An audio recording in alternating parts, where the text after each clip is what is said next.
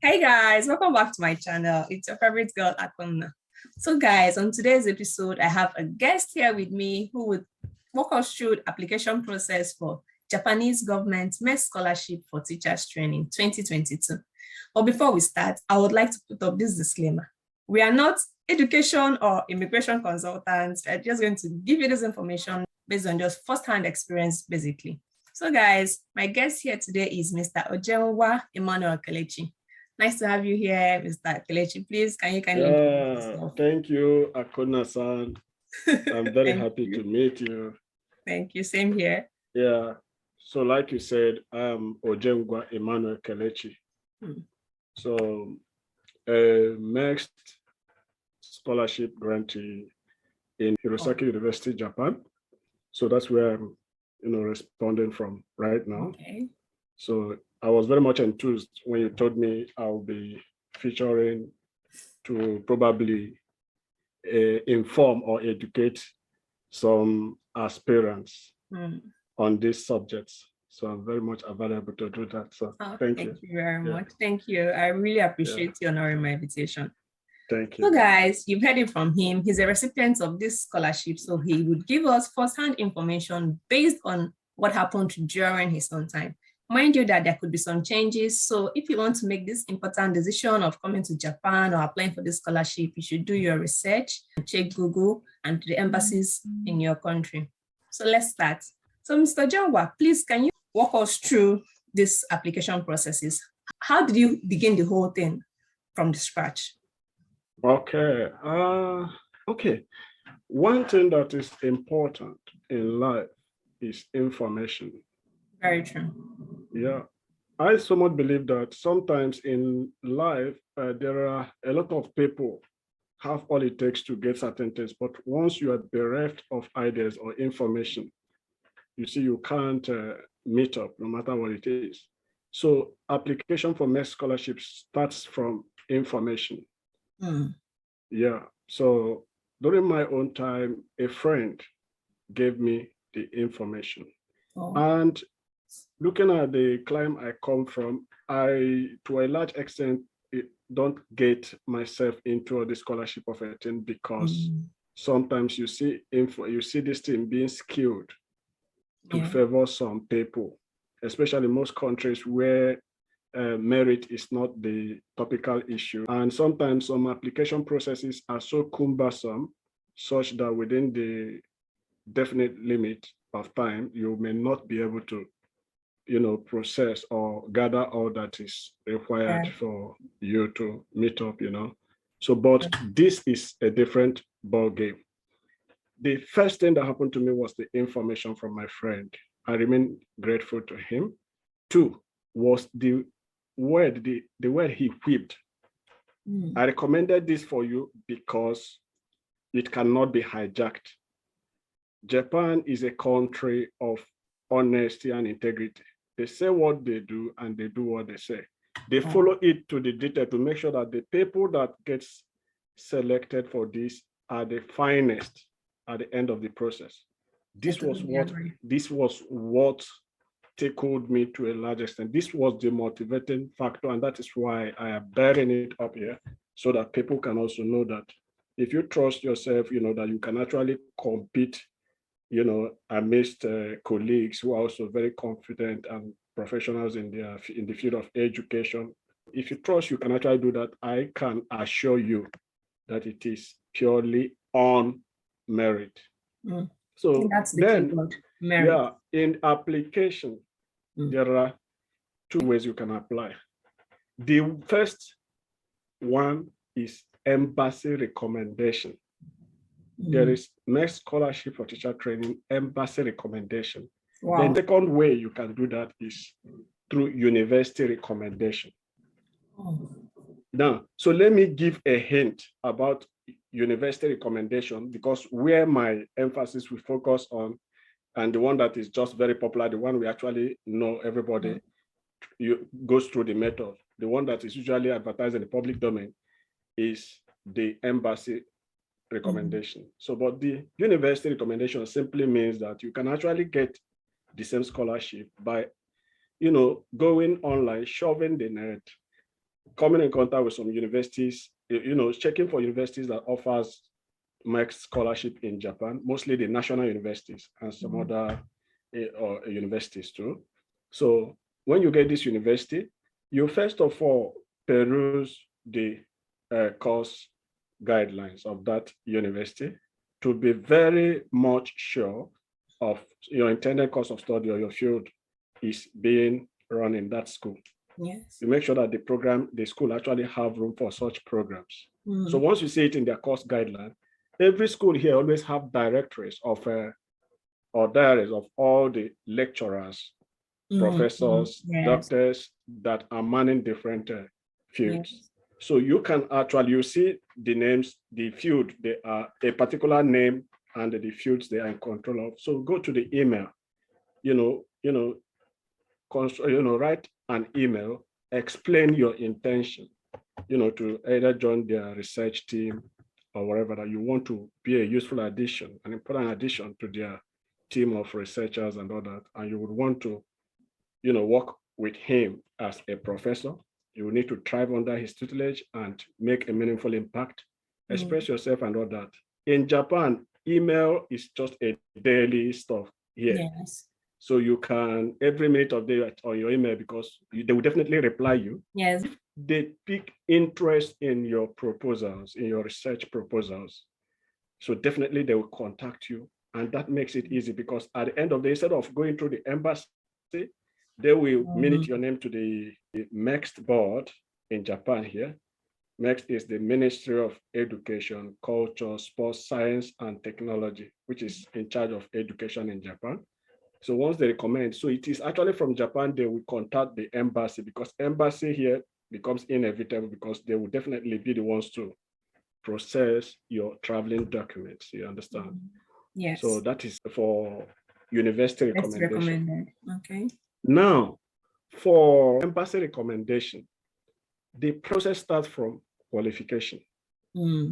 What is the qualification? The number one qualification is nationality, because I believe that this is for, applicants from different countries. Yes. Basically, so countries with bilateral relationship with Japan. Yeah, so it must be countries that have a diplomatic relationship with Japan. That is the first qualification. 2 is age.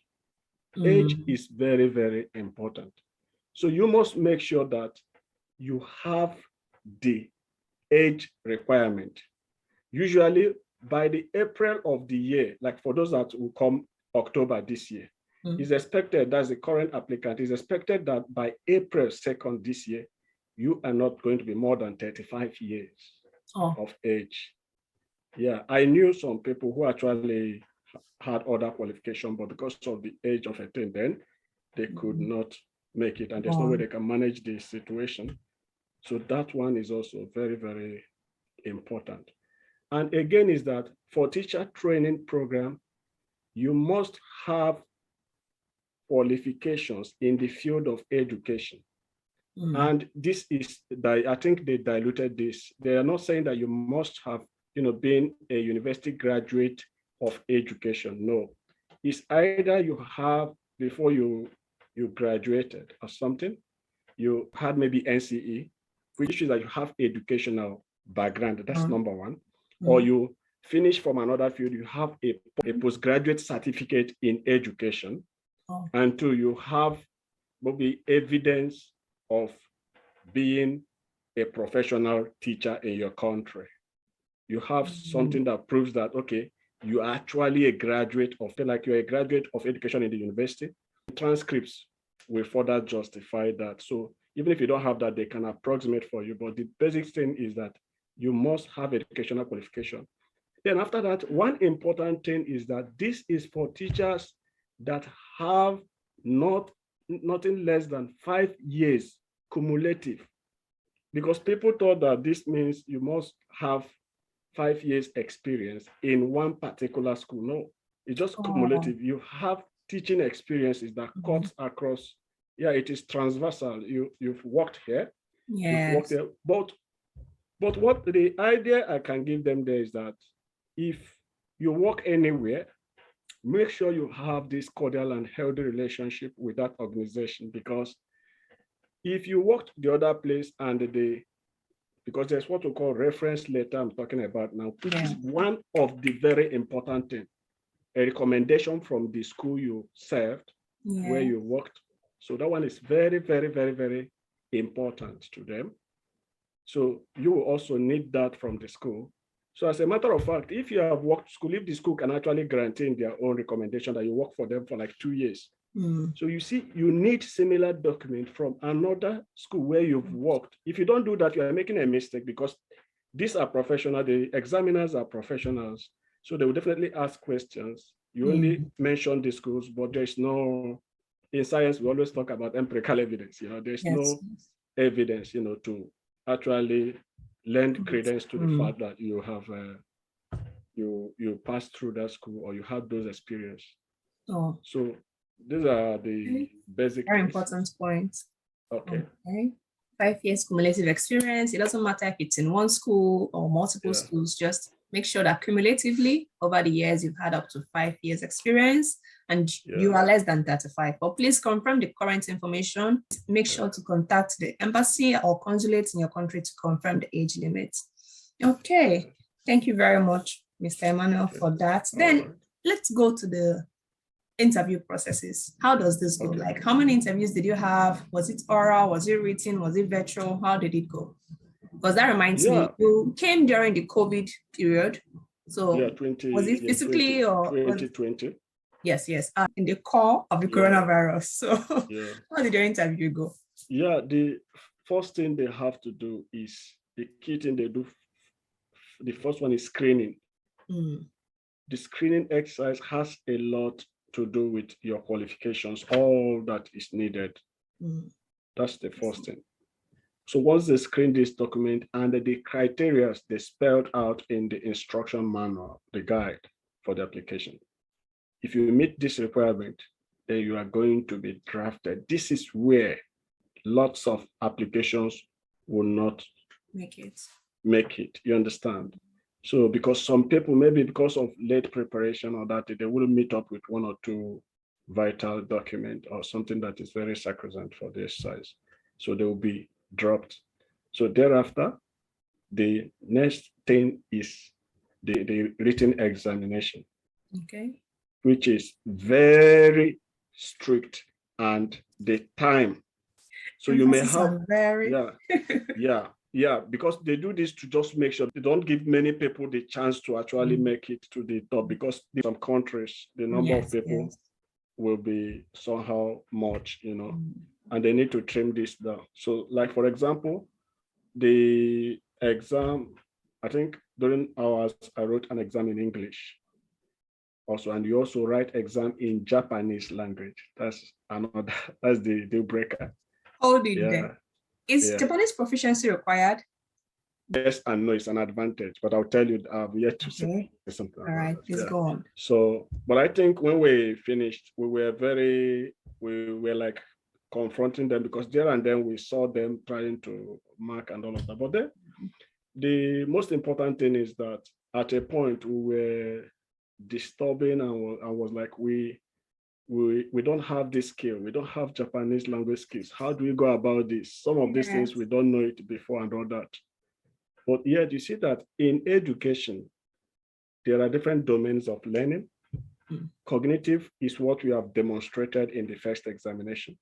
Then I think the second examination, it has to do with measuring your affective domain, which has to do with your interests, your attitude, your motivations, your feelings generally.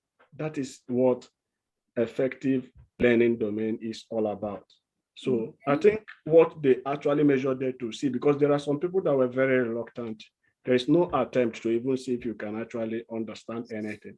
You don't know that maybe in between there can be something that is just translated in English to a point that you can actually use one or two to fix it. So if you are this very reluctant and lousy person, so you will feel like you've done what best you can. But even when you meet up with the other exams you've written, so they may take time to peruse those questions they gave you. I mean, to check what you did in the Japanese and all that. Somebody like me, I humbly made sure that I looked at every question very well, pretending like I'm reading, but showing interest to see if there's anything I can actually understand in it.